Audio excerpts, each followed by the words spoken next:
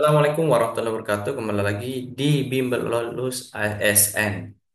Hari ini insya Allah kita akan berbagi tentang silabus dan soal serta jawaban dari TKP, Tes Karakteristik Pribadi CPNS insya Allah tahun 2025. Hari ini kita akan mulai dengan sama-sama membaca basmalah. Bismillahirrahmanirrahim.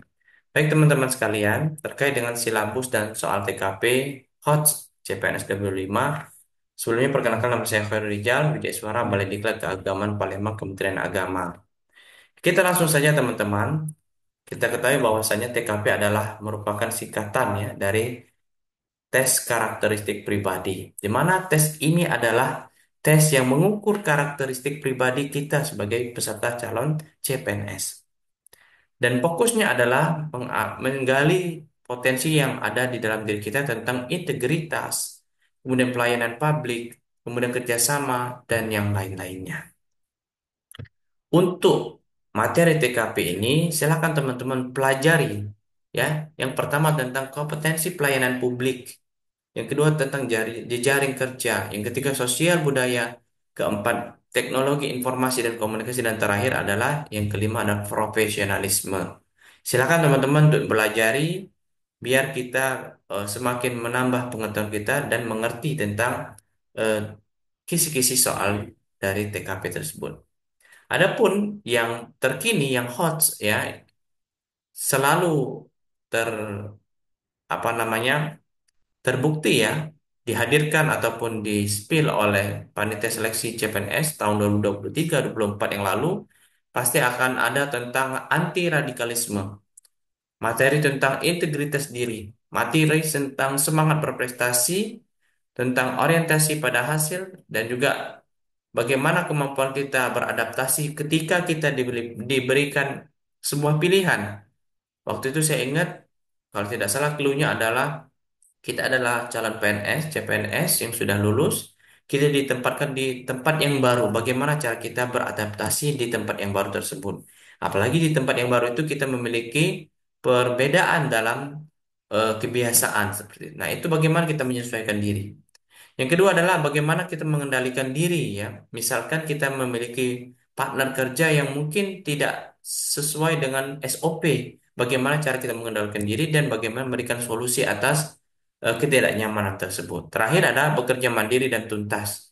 Ketika kita diberikan amanah ataupun diberikan delegasi oleh pimpinan, bagaimana kita bisa melakukan dengan mandiri dan dengan selesai ya. Jangan sampai kita mengundur waktu. Selanjutnya, contoh soal tentang integritas. Dan saya langsung kasih jawaban, biar teman-teman langsung bisa mengingat apa jawaban yang paling tepat. Rekan kerja mengambil peralatan kantor. Apa sikap kita? Ya, sebagai teman atau sahabat kerja, ya, perlu kita waspadai sikap atau sifat seperti ini. Maka jawabannya adalah A, membiarkan saja karena itu adalah hal sepele. Nampaknya jawabannya kurang kurang tepat, teman-teman, ya, kurang tepat. Ini kurang tepat. Yang A. Yang B, memberitahu atasan secara diam-diam. Baiknya ya kita berikan dulu peringatan ya, kurang tepat. Yang C, menegur ya. Nah, ini berikan peringatan, menegur dengan sopan dan mengingatkan bahwa itu tidak boleh. Ini sangat baik ya. Yang D, mengambil tindakan sendiri dengan mengamankan peralatan tersebut, kurang tepat. Yang E, ikut menggunakan peralatan tersebut untuk keperluan pribadi. Bahkan jawaban E juga kurang tepat. Maka jawaban yang paling tepat adalah jawaban yang C, menegur dengan sopan ya dan mengingatkan bahwasanya itu tidak boleh dilakukan. Lanjut pertanyaan selanjutnya. Tentang pelayanan publik. Warga mengeluh pelayanan publik yang buruk. Bagaimana tindakan kita sebagai seorang ASN?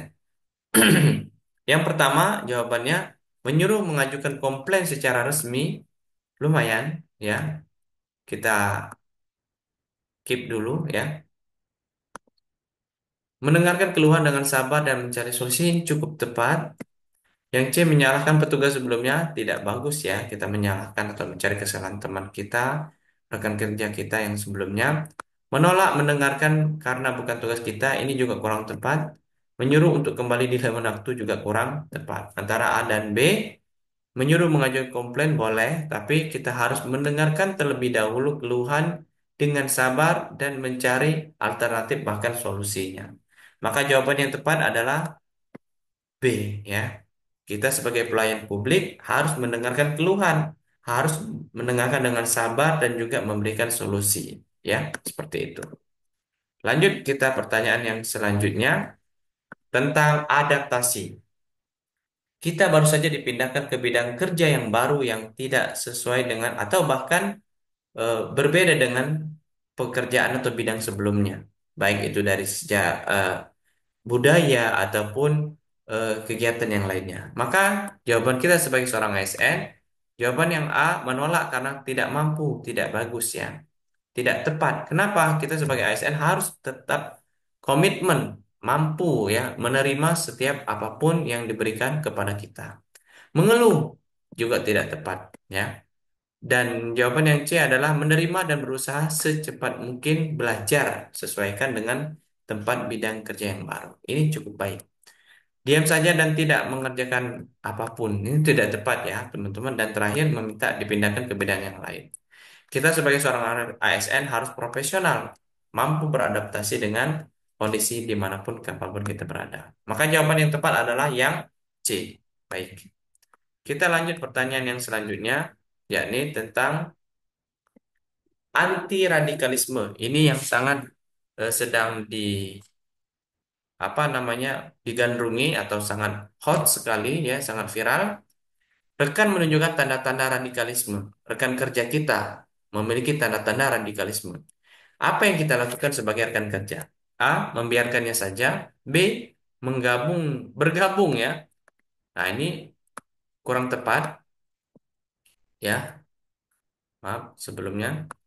Eh, Jawabannya yang A tadi adalah kurang tepat karena tidak mungkin kita membiarkan saja teman rekan kerja kita terjerumus kepada radikalisme.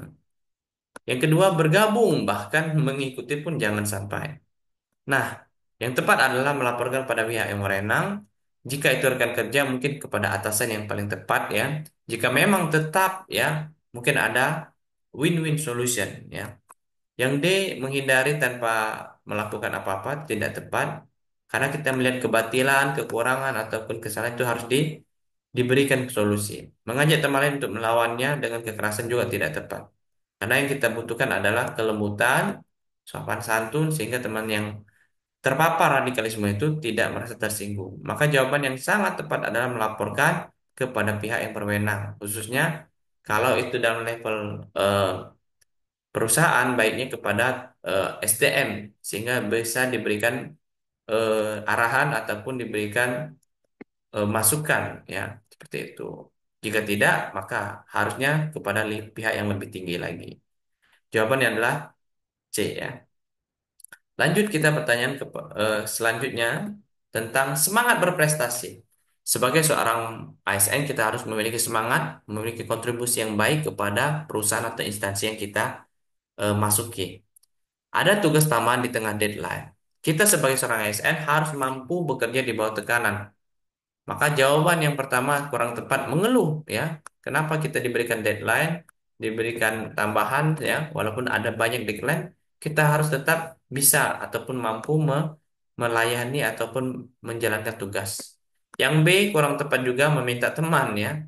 Kalau kita bisa, kenapa kita harus meminta tolong orang? Tapi tetap kita harus menyusun prioritas tugas ya dan berusaha menyelesaikan tepat waktu. Ini yang paling tepat ya.